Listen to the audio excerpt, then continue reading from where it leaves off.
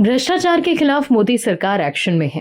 PM Modi ने साफ कर दिया है कि न खाऊंगा और न खाने दूंगा, जिसके बाद लगातार कार्रवाई हो रही है। लेकिन विपक्षी खेमे में कपिल सिब्बल और अभिषेक मनु सिंघवी दो ऐसे वकील हैं जो विपक्षी नेताओं को बचाने सुप्रीम कोर्ट पहुंच जाते हैं। सिब्बल और सिंघवी मोदी सरकार के नए वक्फ कानून के खिलाफ भी सुप्रीम कोर्ट में केस लड़ रहे हैं। वहीं अब सुप्रीम कोर्ट में भी ऐसी रिपोर्ट आई है जिसके बाद कार्रवाई को लेकर भनक लगने के बाद कपिल सिब्बल और अभिषेक मनु सिंघवी चिंतित हैं। वहीं कांग्रेस भी बेचैन है। दर्शकों, शायद कांग्रेस चाहती है कि इस देश में और अर्थव्यवस्था से कभी भ्रष्टाचार खत्म ही ना हो। समझने वाली बात है कि मोदी सरकार और देश की सुप्रीम कोर्ट चाहती है कि इस देश से भ्रष्टाचार खत्म हो जाए और इस देश से न्यायपालिका की व्यवस्था की जाए, साथ ही वहां पर बैठी दीमक को खत्म किया जाए। लेकिन कांग्रेस शायद ऐसा नहीं चाहती। वो तो चाहती है कि किसी तरह से भ्रष्टाचार इस देश में न्यायपालिका पर सभी का भरोसा बनाए रखे, लेकिन कांग्रेस व्यवस्था को पंगु बना देना चाहती है।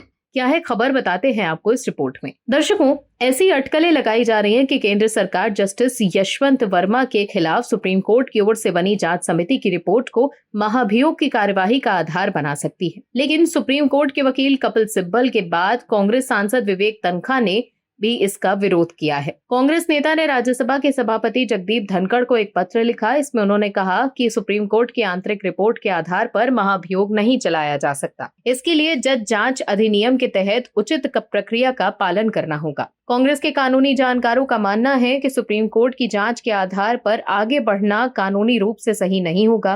कांग्रेस सरकार को भी यही बात बताएगी। वहीं वकील और कांग्रेस सांसद सिंघवी ने ये कहा कि सुप्रीम कोर्ट की जांच रिपोर्ट सिर्फ पेशेवर कदाचार के मामलों में संस्थान की एक प्रक्रिया है। ये कानून प्रक्रियाओं का विकल्प नहीं हो सकती। सिंघवी ने कहा कि जज जांच अधिनियम के तहत 3 सदस्यों की एक जांच समिति बनाना जरूरी है। इस समिति में सुप्रीम कोर्ट का एक सदस्य, एक हाई कोर्ट के चीफ जस्टिस और एक प्रतिष्ठित न्यायविद शामिल होना चाहिए। उन्होंने ये भी बताया कि कानून के अनुसार 3 सदस्यों की समिति जरूरी है। सुप्रीम कोर्ट की आंतरिक जांच कानूनी रूप से जरूरी नहीं है, लेकिन ये सुप्रीम कोर्ट की प्रक्रिया का हिस्सा है। ये पूरी तरह से सुप्रीम कोर्ट का तरीका है। वहीं तनखा ने जगदीप धनखड़ को लिखा है कि महाभियोग एक बहुत ही गंभीर मामला है। इसमें हमें आरोपों को स्पष्ट रूप से बताना होगा। इसीलिए ये टीवी पर होने वाली बहस, सोशल मीडिया पर चल रही बातों या बिना जांचे हुए क्लिपिंग के आधार पर नहीं हो सकती। आप खुद एक जाने माने कानूनी विशेषज्ञ हैं। हमें विश्वास है कि आप संवैधानिक प्रक्रियाओं की पवित्रता को लेकर हमारी चिंता को समझेंगे। वहीं कपिल सिब्बल ने भी कुछ नियमों का हवाला देकर जस्टिस यशवंत वर्मा के खिलाफ अभी अभियोग लाने का विरोध किया है। कपिल सिब्बल ने उपराष्ट्रपति और उच्च सदन के सभापति जगदीप धनखड़ पर गंभीर सवाल उठाए। सिब्बल ने सवाल पूछा कि जगदीप धनखड़ ने इलाहाबाद हाई कोर्ट के जज शेखर कुमार यादव के खिलाफ महाभियोग प्रस्ताव लाने के नोटिस पर कोई कार्रवाई क्यों नहीं की। उन्होंने आरोप लगाया कि सरकार जज को बचाने की कोशिश कर रही है, क्योंकि उन्होंने पिछले साल सांप्रदायिक बयान दिया था। इसके साथ ही सिब्बल ने दिल्ली हाई कोर्ट के जज यशवंत वर्मा के खिलाफ लाए जा रहे महाभियोग प्रस्ताव का विरोध करने का ऐलान किया।